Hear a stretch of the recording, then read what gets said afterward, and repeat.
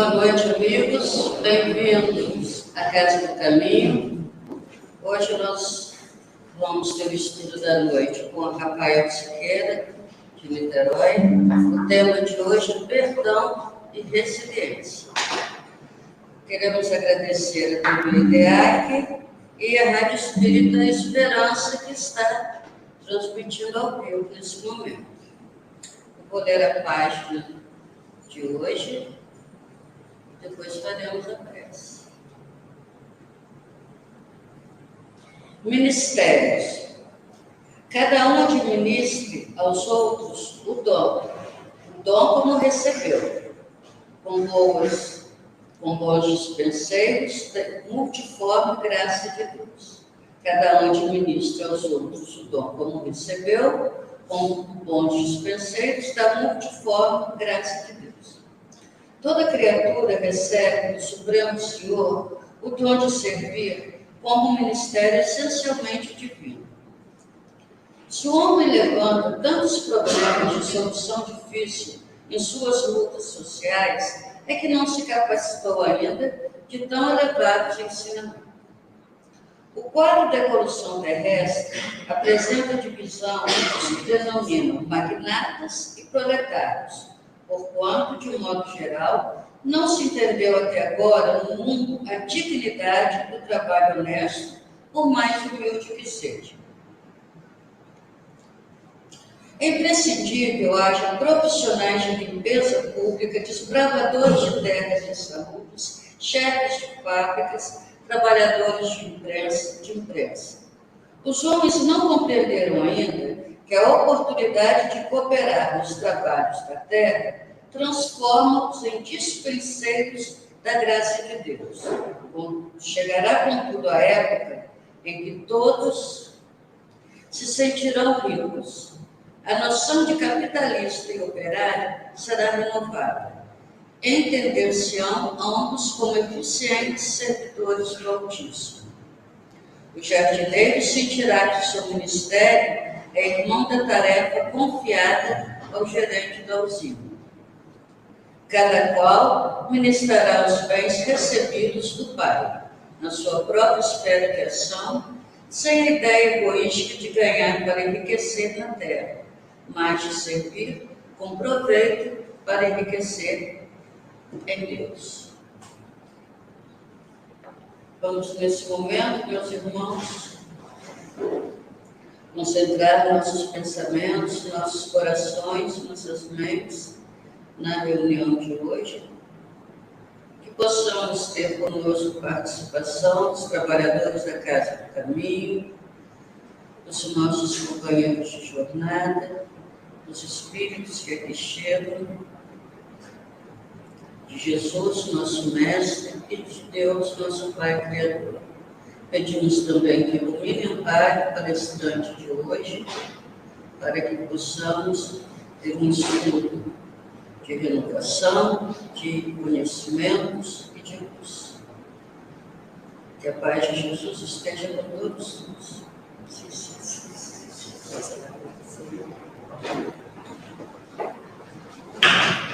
Rafael, agora é com você, tá? Seja bem-vindo à nossa casa.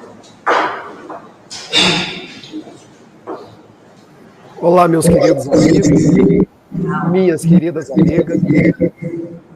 Está dando um eco. Acho que agora foi. Vamos começar de novo. Olá, meus queridos amigos, minhas queridas amigas. Tenhamos todos uma excelente noite. Que Jesus, o amigo de todas as horas, possa nos envolver a todos e nos guardar em vibrações de saúde, de alegria e, sobretudo, de muita paz. Quero cumprimentar a todos que se encontram no salão da nossa querida Casa do Caminho. Gostaria de estar aí presente para dar um abraço em todos vocês, para podermos juntos estreitar os laços da grande fraternidade entre os filhos de Deus, mas admito que Niterói e Bom Jesus têm ficado um pouco distante. Nós sabemos aí desse ônibus que costuma demorar 6, 7 horas entre Niterói e Bom Jesus, mas o fato é que hoje a vida já me convidou ao exercício da família. Nós temos uma filha de 4 anos, trabalhamos cedo na segunda-feira no Rio de Janeiro, então foi-me oportunizado fazer essa conversa com vocês, porque não considero que seja uma palestra, mas uma conversa à distância, de forma que nós podemos, ainda que à distância, estreitar os nossos laços, de forma que eu peço aos nossos amigos espirituais que possam nos abençoar todos e nos manter num clima de bastante harmonia para o tema que vamos desenvolver nessa tarde e noite de hoje. Eu quero cumprimentar os amigos que estão aqui no nosso chat, pessoas muito queridas, que eu considero uma verdadeira família espiritual, porque estou hoje em Niterói, mas sou oriundo da cidade de Itapiruna, frequento as Comerges aí do norte e noroeste do estado do Rio de Janeiro. Então, muito boa tarde, boa noite, Maria Helena Pereira, minha querida Sheila Azevedo, a Sheilinha. Muito boa tarde a Miriam Passos Portilho Esteves, falando de Volta Redonda, a Maria Helena falando de Cataguases, lá nas terras mineiras. Muito boa tarde, boa noite, Sônia Angélica Azevedo, Isabel Rubatino, como é bom poder me comunicar contigo. Muito boa tarde, Marta Giesta. E muito boa tarde, bom dia, boa noite àqueles que vão nos ouvir a posteriori. O tema que nos foi proposto para essa tarde e noite talvez seja um grande exercício para os nossos dias atuais. Perdão e resiliência. Perdoar. Talvez seja o maior gesto de caridade que nós devemos exercitar nos dias atuais. Porque quando abrimos o Livro dos Espíritos, lá em a questão 886, e Kardec indaga aos imortais qual o verdadeiro sentido da palavra caridade, conforme entendia Jesus, nós sabemos daquelas 3 virtudes, da benevolência para com todos, da indulgência para com as imperfeições alheias e do perdão das ofensas. E quando nós pensamos naqueles que nos agrediram, que nos apontam o dedo em riste, daqueles que ainda nos malsinam, daqueles que nos perseguem, é difícil perdoar, mas é possível. E é uma caridade que nós devemos ter, não somente com aqueles que nós perdoamos, mas uma caridade que nós fazemos para conosco, porque perdoar é um exercício de autolibertação. E conjugar perdão com resiliência. O que é resiliência? Resiliência é um termo que está muito em voga, principalmente quando nós trabalhamos com a psicologia, com o trato social dentro das empresas, mas a resiliência é algo que evoca a própria física, porque resiliência, num sentido mais essencial, é a capacidade dos metais de adaptar-se às condições climáticas, ou seja, o metal, dentro daquelas que são as leis da física, ele se adapta às intercorrências externas, porque num dia de calor é normal haver a dilatação. Num dia de mais frio, é normal fazer o exercício inverso, o exercício da contrição. Então, a resiliência seria aquela capacidade física do metal de adaptar-se às intercorrências externas, trazendo para nós, num sentido psicológico, num sentido de vivência nos dias atuais, seria a nossa capacidade de nos adaptar à vida, às circunstâncias da vida. Porque a vida não é uma regularidade. Nós temos momentos difíceis, momentos alegres, momentos mais ou menos, momentos que as lágrimas teimam em rolar, dificuldades as mais variadas, e nós precisamos, como diria aquele velho programa do Faustão, nos virar nos 30. E a resiliência seria essa capacidade de ajuste, de adaptabilidade, de superação das diversidades. Eu gosto de citar sempre o exemplo de uma ponte. Já pararam para pensar quando passam por cima de uma ponte que ela tem frestas entre os blocos que compõem uma ponte? E para que servem aquelas frestas? Por uma razão muito simples, porque quando está muito quente, a ponte costuma dilatar. E se não tiver aquela fresta, a ponte pode trincar. E no dia que está frio, o metal que faz as justaposições da ponte, ele não dilata. Então fica aqueles vãos entre os blocos da ponte. É por isso que quando a gente passa numa ponte, a gente sente. parece que vai o carro passando com o pneu num bloco, no outro bloco, e o dia que está mais quente é como se tivesse retilíneo. Na nossa vida, então, a gente precisa ter essa capacidade de ajuste, de superação das intercorrências da própria vida. E para nós nos ajustarmos à vida, superar as adversidades, nós precisamos perdoar. Nós precisamos entender que as pessoas não são nossas adversárias, elas são filhas de Deus. Nós precisamos olhar para o lado e não ver pessoas que querem nos agredir, pessoas que querem nos bater em todo momento, mas pessoas que têm as suas dificuldades, assim como cada um de nós as temos. Igualmente, nós precisamos pedir perdão, porque também nós erramos muitas vezes. Somos nós que muitas vezes ofendemos, magoamos, somos nós que muitas vezes agredimos outras pessoas nesta ou em outras vidas, nascendo daí o grande ensejo, a grande oportunidade do perdão. E para a gente começar a nossa conversa, eu quero evocar uma história real, ocorrida nos Estados Unidos, quando uma dama rica, gente, morava ali no estado da Califórnia, na parte oeste dos Estados Unidos. Ela tinha um casamento invejável, porque casada com um homem que lhe dava praticamente tudo. Ela podia viajar, podia comprar as suas roupas, mas ela tinha uma grande agonia na alma, porque ela havia abandonado uma filha, em verdade. Ela havia entregue uma filha de 3 anos para a adoção. E nada obstante ela tivesse tudo nos dias atuais, ela era uma mulher triste porque ela queria reencontrar essa filha. Queria pedir perdão a essa filha, queria entender se essa filha a havia perdoado. Afinal de contas, já haviam se passado 15 anos. E em 15 anos pensava ela, puxa vida, a minha filha há de entender as minhas razões. Ela resolve então contratar um detetive.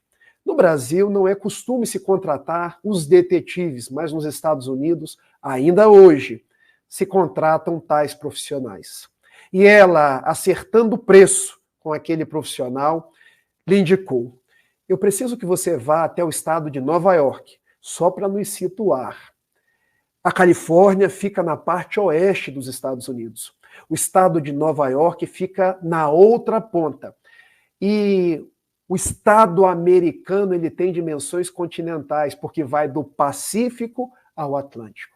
E ela disse ao profissional: eu preciso que você vá ao estado de Nova York e vá a todos os orfanatos, todas as casas pias, que você converse com todas as freiras e procure saber de uma criança abandonada com 3 anos de idade. E o detetive olhou para ela: minha senhora, o que você está me pedindo é procurar uma agulha num palheiro. Os Estados Unidos têm bilhões de pessoas. Como é que você quer que eu ache a sua filha? Ah, mas eu vou te dar algumas indicações. Eu a abandonei com 3 anos. Continua muito difícil. Ah, eu vou te dar uma outra indicação. Ela gostava de cantar.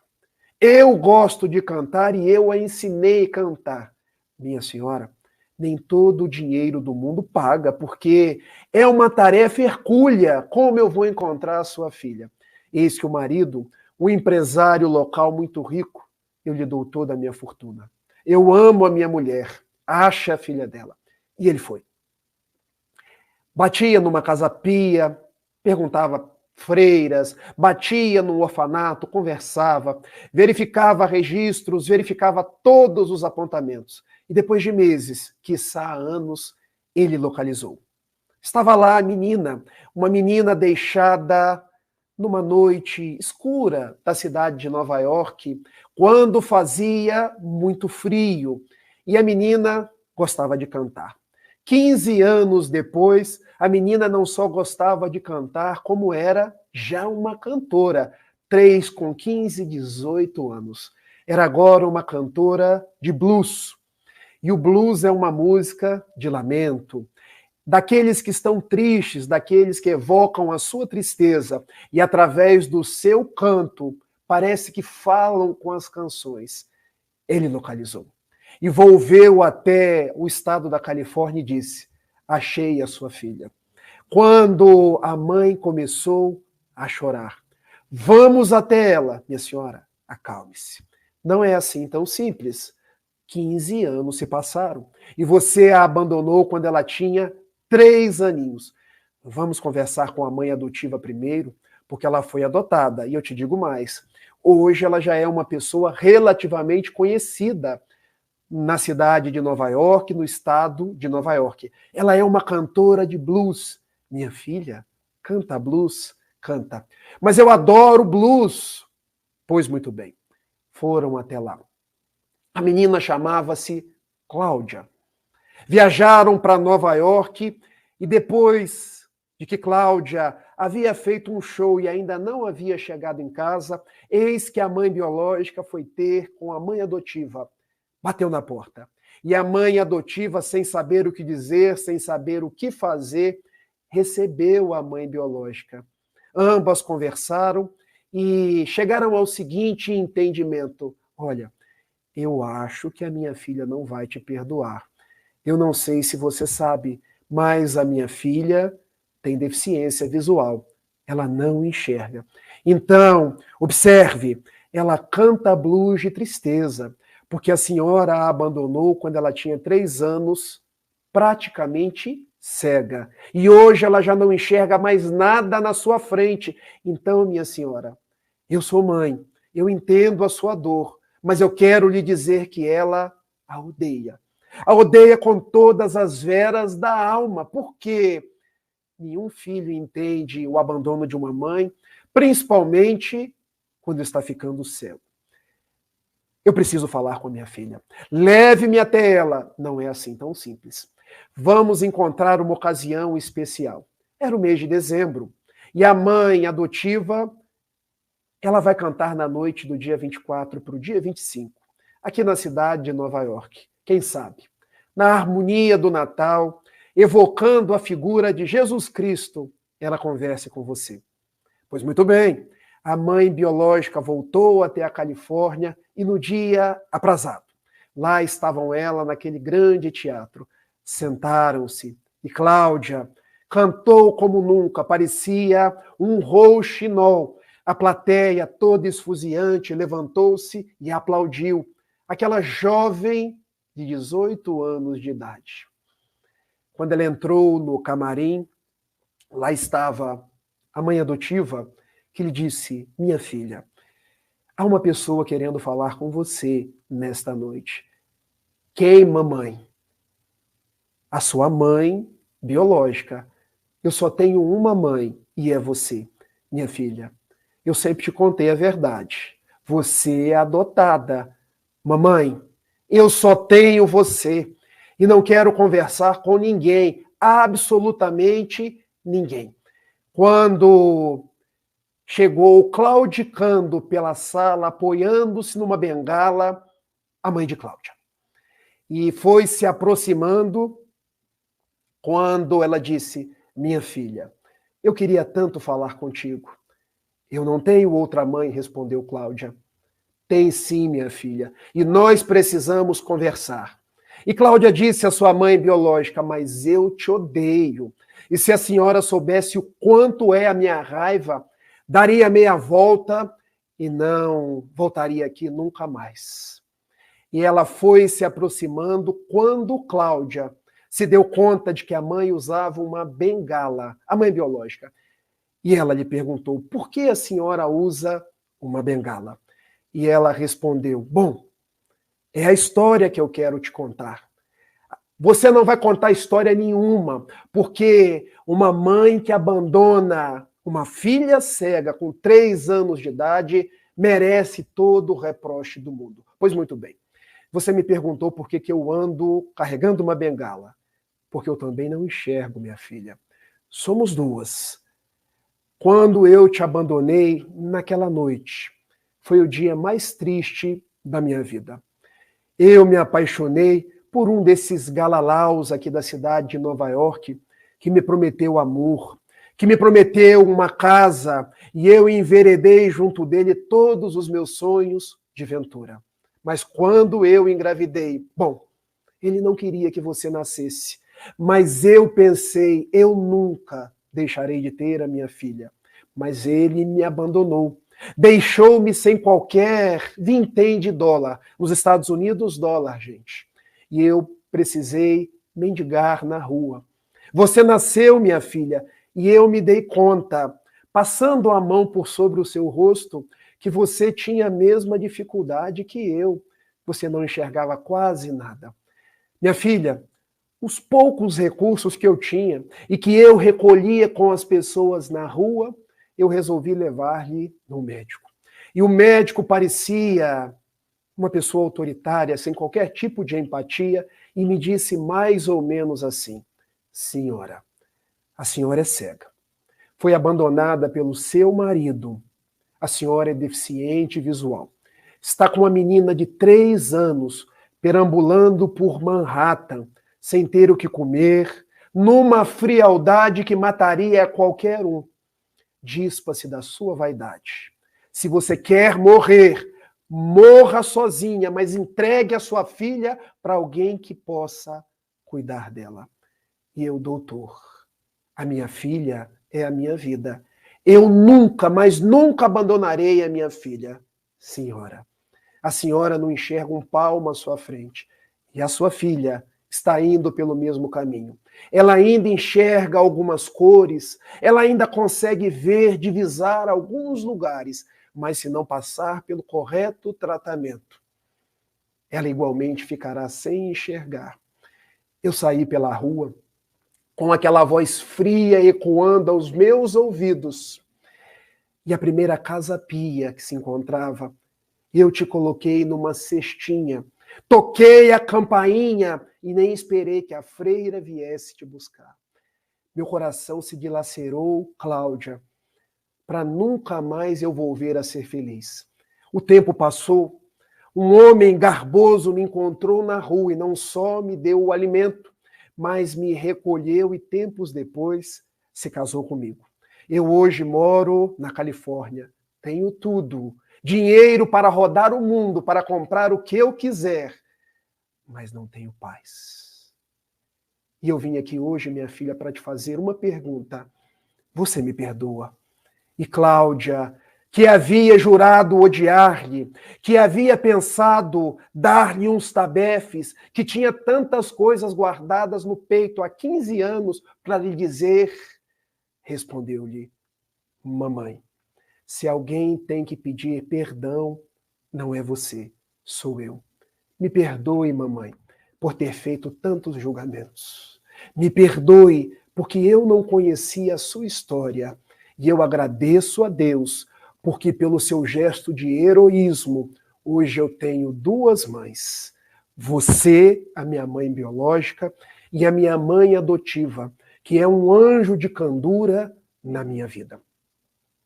E ela, quando as pessoas ainda estavam saindo do teatro, ela resolve voltar naquilo que muitos cantores, naquilo que muitos musicistas, ao entrar no camarim, voltam para o palco para cantar a derradeira. E voltando para cantar a última música, ela, como ninguém, entoa White Christmas, Natal branco, Natal de paz, Natal de perdão. Porque naquele gesto de resiliência, de superação, de aclimatação ante os fatos da vida, ambas se perdoaram. E quando ela volta para o camarim, elas se abraçam. E 15 anos de mágoas, quiçá 15 encarnações pretéritas, agora é por minha conta, tá, gente? Não é da história real. Se diluem naquele abraço entre mãe e filha. Por que eu inicio contando essa história real? Porque o perdão decorre da a falta de perdão decorre da nossa incapacidade de refletir, de entender a outra pessoa. A nossa falta de perdão decorre do nosso orgulho, do nosso egoísmo de enxergar apenas nós. O que eu quero, o que eu sei, quais são as coisas que eu acho que são as corretas. A nossa falta de perdão decorre das parcelas de verdade que eu conheço. deixando de considerar as parcelas de verdade que estão com o outro. Porque, em verdade, a grande proposta da vida é um todo. O que eu sei é apenas uma pequena parte. Daí, perdoar é um grande gesto de caridade que nos leva ao encontro do outro e nos proporciona essa resiliência, essa justa flexibilidade para superar os fatos da vida e seguir em paz. O que é perdoar, então, meus amigos?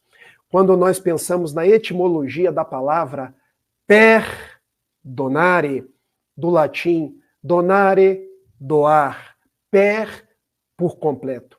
Lembrem-se de perispírito, a membrana, o corpo de natureza semimaterial que reveste por completo o espírito e que serve de ligação entre o corpo físico e o elemento espiritual. Então, perdonare é entregar-se por completo, é dar de si, é entender que a outra pessoa teve as suas razões. A outra pessoa é um filho de Deus. A outra pessoa se equivoca, assim como eu próprio me equivoco.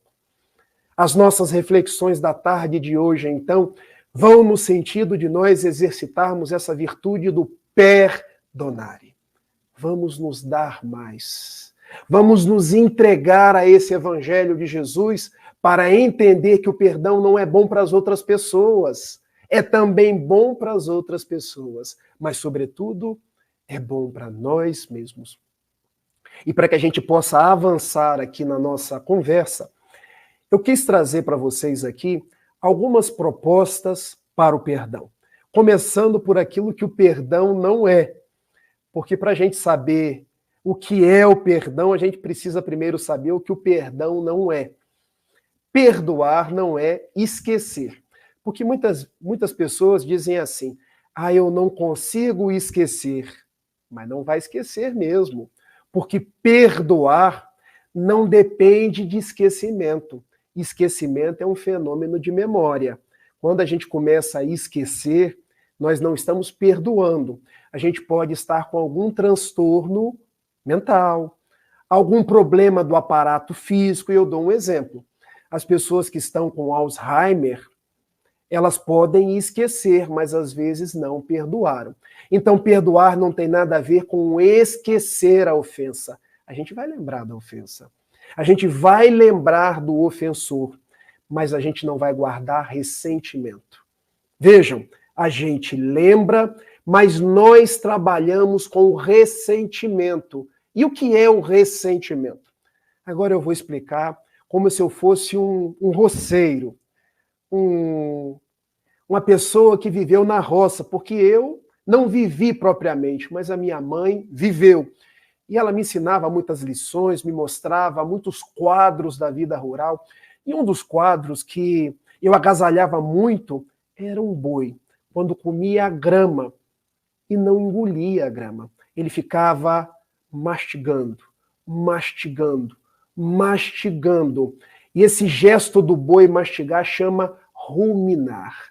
Ruminar, ruminar. Ressentimento é isso.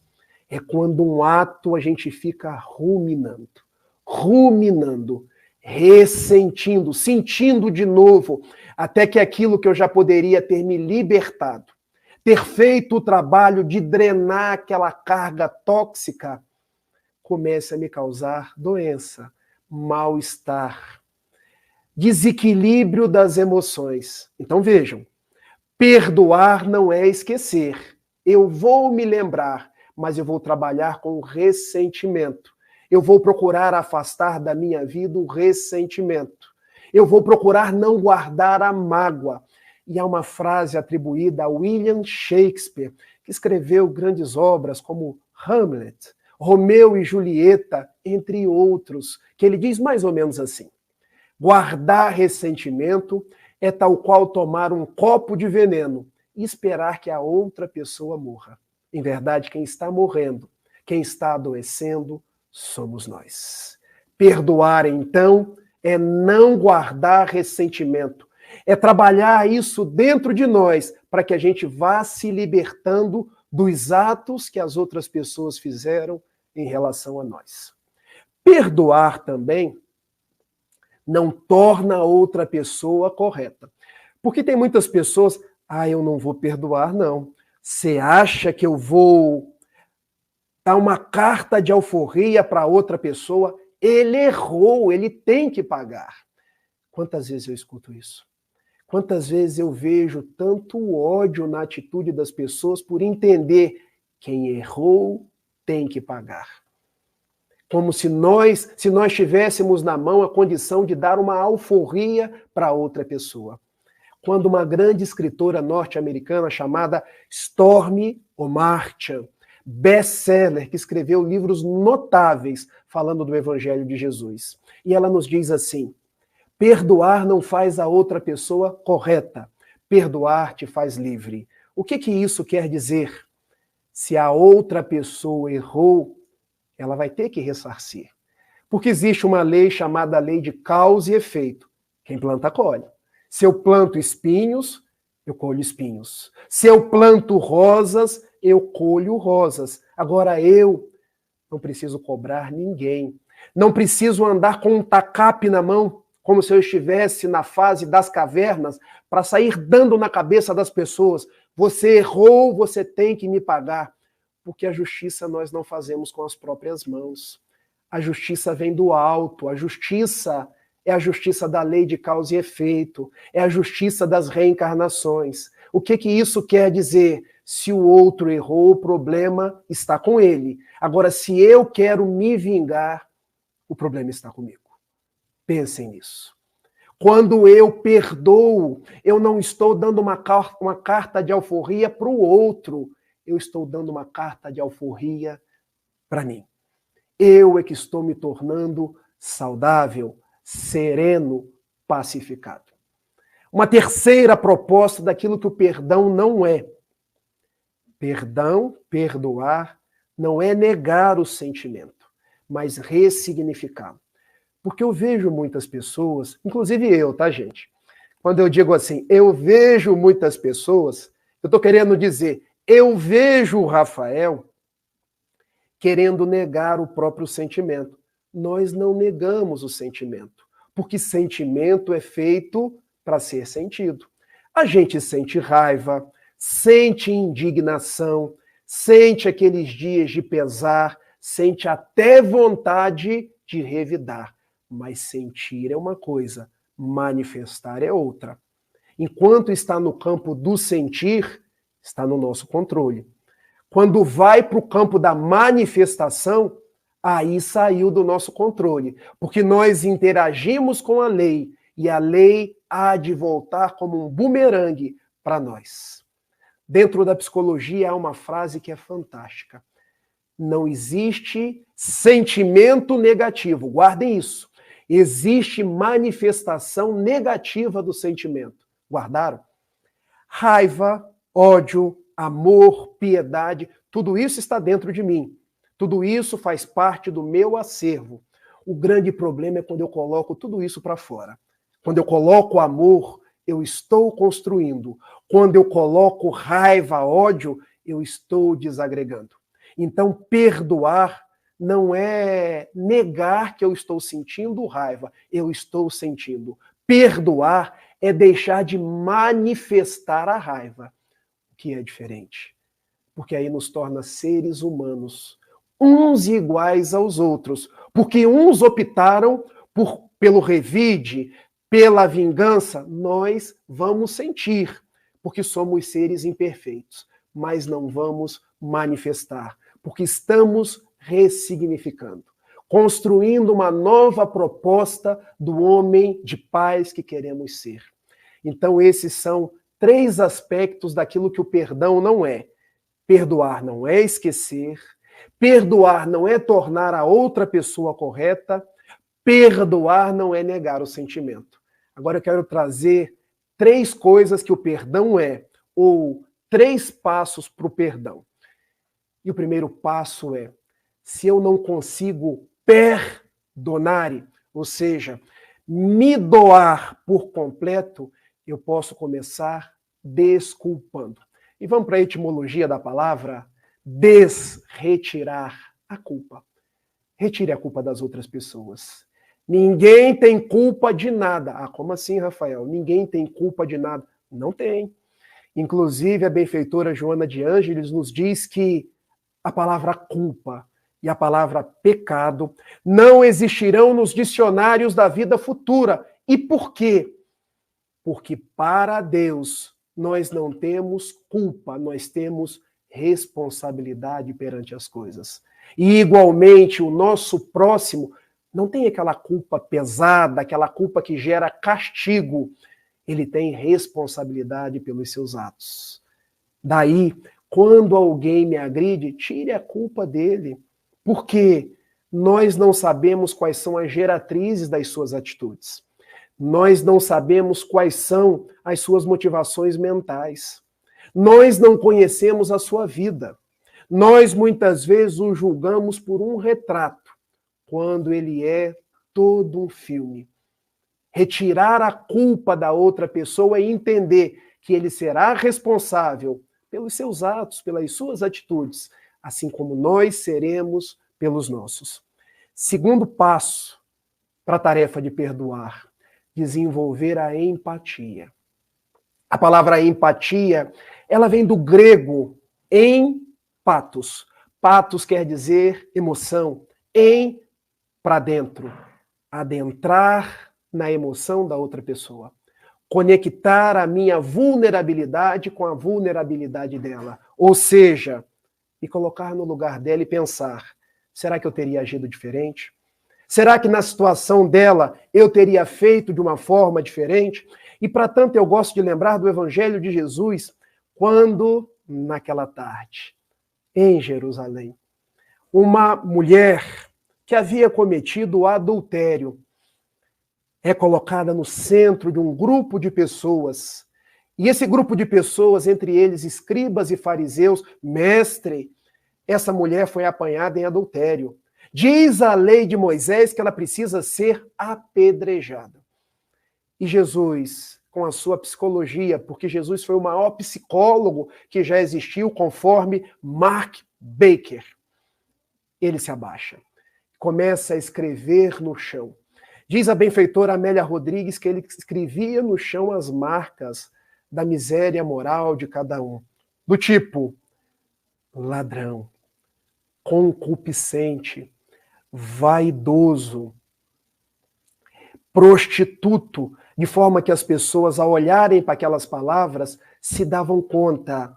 Mas se eu sou um ladrão, como é que eu vou julgar a mulher apanhada em adultério? Se eu tenho tanta corrupção em mim, como eu vou julgar a mulher apanhada em adultério? Se eu também sou um prostituto, porque é engraçado, né?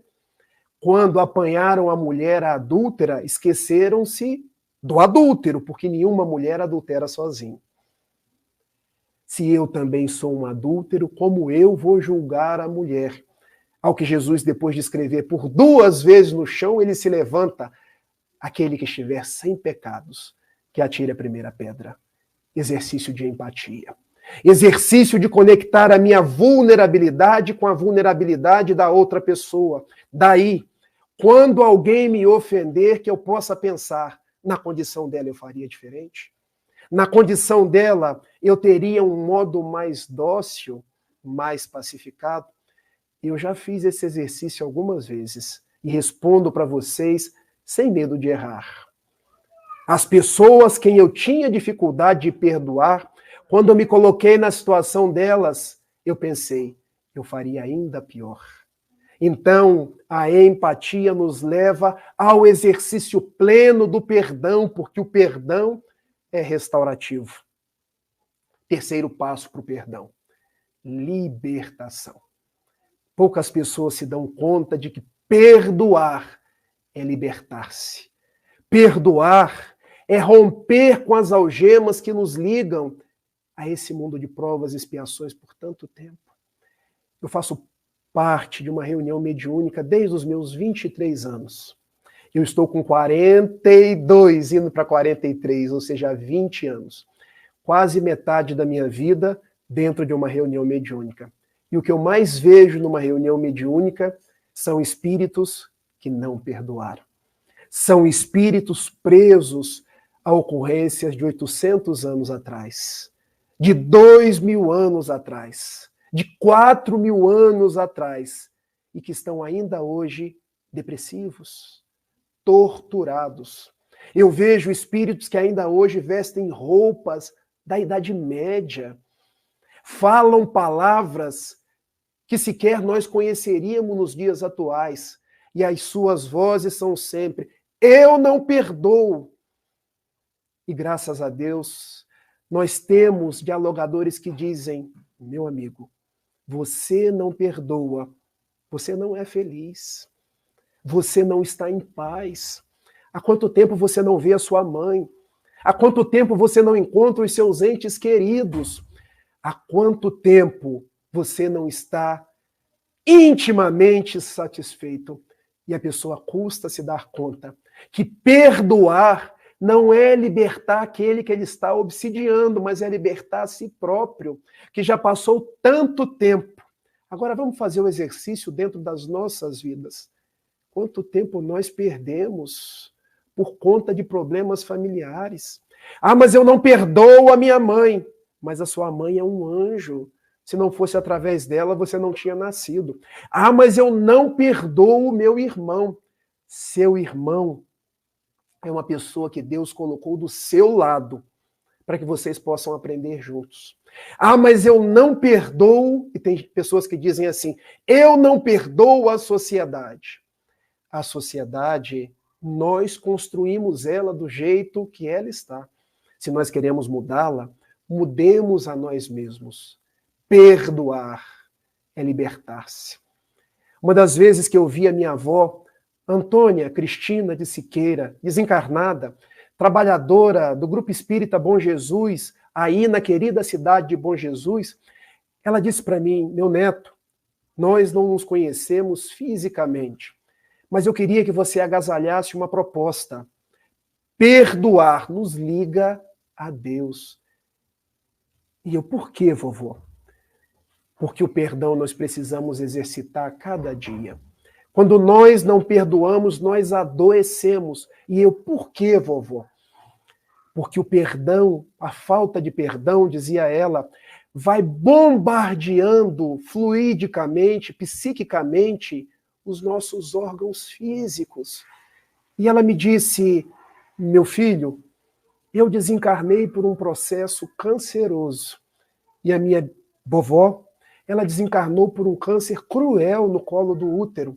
E meu pai dizia para mim: Rafael, quando Dona Tunica, porque era assim que chamavam ela, desencarnou, ela já estava tomando remédios, e eu me esqueci o nome do remédio aqui agora, de tanta dor que ela sentia. E ela, já em espírito, dizia para mim: o melhor remédio é o perdão. A falta de perdão, meu neto, nos dispõe aos cânceres na alma, que depois se transformam nos cânceres do corpo físico. Fale sobre o perdão, Rafael. Eu falei: vovó, eu vou falar. Então, sempre que possível, eu falo sobre o perdão, porque o perdão é um processo libertador. Quando alguém me traz um fruto podre, imagine eu hoje, Rafael, dentro de uma metáfora, conversando com vocês, recebo uma maçã podre de alguém, de um melhor amigo. Eu tenho algumas opções. Eu posso ficar ressentindo. Meu melhor amigo me deu uma maçã podre. Por que ele fez isso comigo? Nós estamos juntos há tanto tempo e ele faz isso comigo. Olha o ressentimento. Lembram-se do boi ruminando. E isso vai desgastando o nosso corpo físico. Mas existe uma outra coisa que eu posso fazer. Ah, é? Você me deu uma maçã podre. Agora eu vou te dar uma melancia podre, porque na nossa forma de enxergar o mundo, a vingança é sempre maior, porque a gente gosta de vingar com requintes de crueldade. Aí eu dou uma maçã podre. Eu saio de condição de vítima para a condição de algoz. Vamos deixar de ressentir. Vamos deixar de nos vingar. me dê uma maçã podre, o problema está contigo. Eu não vou comer a maçã e nem vou ficar ressentindo o fato de você ter me dado uma maçã. Jogue fora a maçã. Jogue fora os ressentimentos. Esqueça a vingança e sigamos em paz. Sigamos com Jesus. Sigamos entendendo que nós somos espíritos imortais. Sigamos na grande proposta da resiliência. Lembram-se da ponte? Se está muito calor, há espaços para que no processo de dilatação ela não trinque. Se está frio, a ponte não vai dilatar. Nós precisamos ser a ponte. Que quando alguém nos agride, a gente não trinque e siga em frente. Lá no Evangelho de Mateus, capítulo 18, versículos 21 e 22, Simão Pedro, aproximando-se de Jesus, lhe disse: Mestre, quantas vezes eu devo perdoar aquele que me ofendeu? Até 7 vezes. Eis que Jesus lhe respondeu: não te digo 7 vezes, mas te digo 70 vezes 7. Muitas pessoas devem ficar perguntando: 70 vezes 7, 7 vezes 7, 49, 490 vezes. Epa! Eu já perdoei 490 vezes, já estou liberado. Não. 70 vezes 7 é uma expressão idiomática do hebraico, que quer dizer infinitas vezes. Todas as vezes que alguém me agredir, cabe a mim perdoar infinitas vezes. E de onde nasceu esses números, essas citações de Pedro e essa resposta de Jesus? Porque todo o Novo Testamento é uma ressignificação do Antigo Testamento. Nós tivemos 2 irmãos, olha os irmãos, que muitas vezes brigam, que muitas vezes se amofinam, Caim e Abel. E Caim matou Abel, mas ele não sabia o que fazer. Orando a Jeová, porque Jeová lhe perguntou: onde está o seu irmão? A consciência pesou e ele se deu conta: matei o meu irmão. E agora precisarei ser punido 7 vezes. Olha o primeiro 7. O 7 é um número da cabala judaica, então, porque ele havia errado, precisava de um castigo. O 7 da indagação de Simão Pedro. Mas a 5ª geração após Caim chamava-se Lameque. E Lameque, ele tinha 2 esposas, Ada e Sela. E Lameque matou um homem e feriu um menino, ou seja, o pecado dele foi maior que o pecado de Caim, porque Caim matou seu irmão. Lameque matou um homem e feriu de morte um menino. Conta-nos o texto do Gênesis, capítulo 4, que Caim, chegando às suas 2 esposas, Ada e Sela: eu fiz mais do que meu antepassado Caim. Se ele deveria ser punido 7 vezes, deve Lameque ser punido 70 vezes 7. Jesus ressignifica o Antigo Testamento e responde a Simão Pedro: eu te digo que nós devemos perdoar 70 vezes 7. E por que Jesus falou dessa forma? Pedro, vamos ressignificar o Velho Testamento. Onde lá está escrito vingança, vamos transformar em perdão. Onde lá estiver escrito ódio, vamos transformar em amor. Todas as vezes que nós pensarmos num Deus de ódio, vamos pensar em um Deus de misericórdia. Uma breve síntese. Era isso que eu queria conversar com vocês. Mas eu sei que palavras, muitas vezes, elas ficam à guisa de palestra. Então, eu quero falar com você que está aí no salão, sentado na primeira cadeira, sentado na cadeira de trás. Gente, eu não estou vendo ninguém, mas eu imagino cada rosto. Eu imagino quem está sentado na cabeceira de mesa, e eu quero falar no fundo dos olhos de vocês. Os dias são difíceis. Muitas vezes parece que nós não vamos aguentar de tantas tormentas. Muitas vezes a raiva, em razão de pessoas que foram queridas e que nos traíram, chega aquele gosto na boca que nos leva a querer as vias de fato. Relaxe. Faça o exercício respiratório. Respire bem fundo. Tome a água da paz, como propunha Chico Xavier. Faça uma oração. Se não conseguir fazer uma oração, abra o Evangelho segundo o Espiritismo, no seu capítulo 28, dedicado às preces, leia uma daquelas preces. Ou abra um dos livros da coleção Fonte Viva e leia, mas leia devagar, para que aqueles conteúdos possam adentrar na nossa mente, no nosso corpo, e a gente possa serenar. Porque um coração sereno, um coração pacificado, não pensa em ódio, não pensa em vingança, mas pensa em paz. Esse é o exercício de todos os dias, é um exercício que está nas nossas mãos. Todas as vezes que o nosso braço quiser subir em riste para fazer alguma coisa do qual nós vamos nos arrepender, sossegue o facho, abaixe o braço, porque serão meses, anos para se arrepender desse braço que se suspendeu. Quando os nossos lábios quiserem soltar palavras da qual nós vamos nos arrepender, cerre os lábios. Não pronuncie tais palavras. Passe por bobo, porque muitas vezes nós parecemos bobo aos olhos das outras pessoas. Mas é melhor ser bobo com Jesus e permanecer com o coração em paz.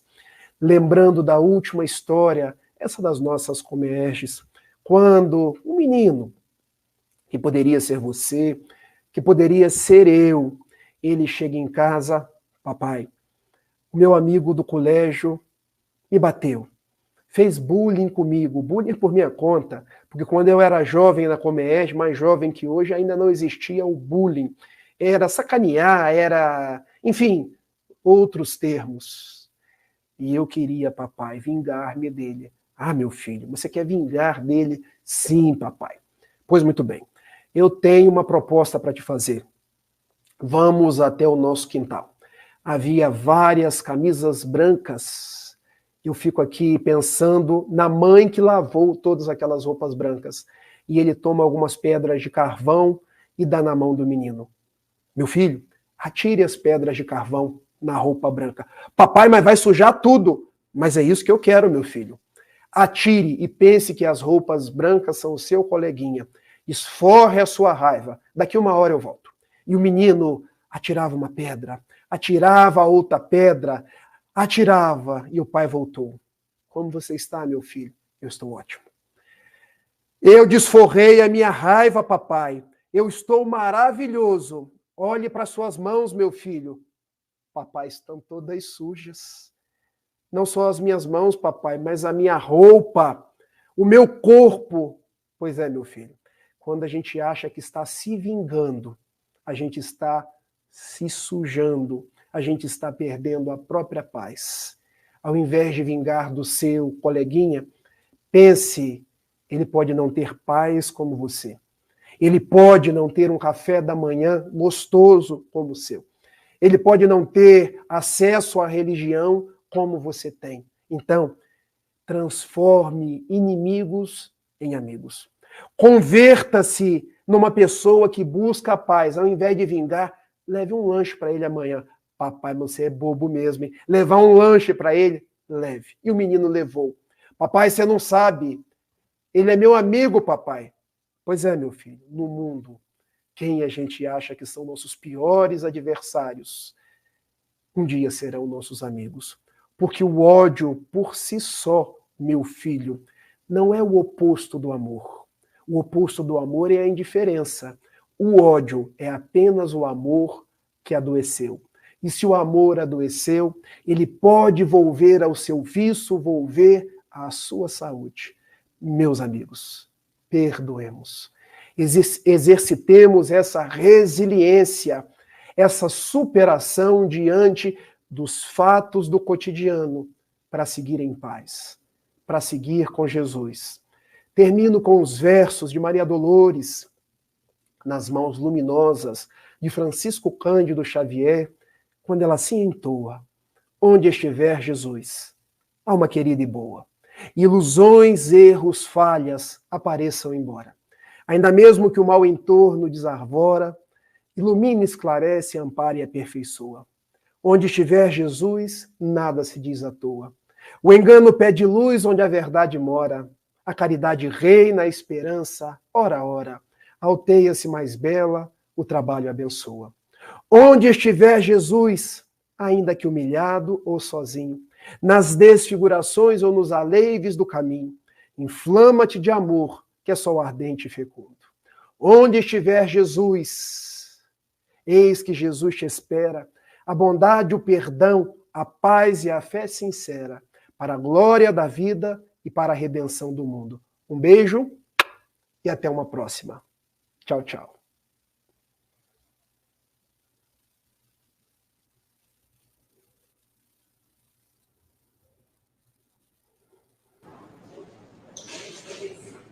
Vamos agradecer ao Rafael pela belíssima palestra, né? Vai nos dar muitos motivos para pensar, né? Para a gente aprender a se colocar no lugar do outro. Eu acho que quando a gente dizer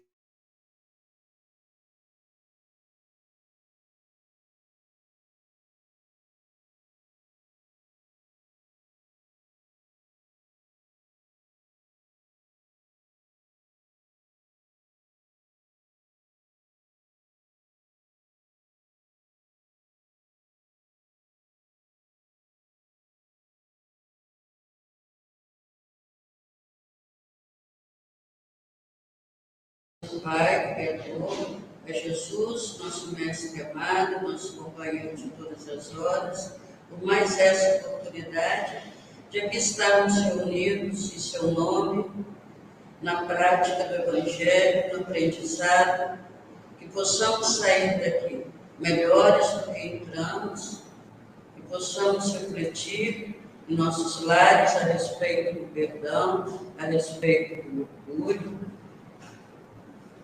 a respeito do ódio, que possamos ser multiplicadores de amor nessa cidade, nesse país, nesse planeta. Que a paz do Mestre Jesus nos envolva no retorno aos nossos lares. Que assim seja.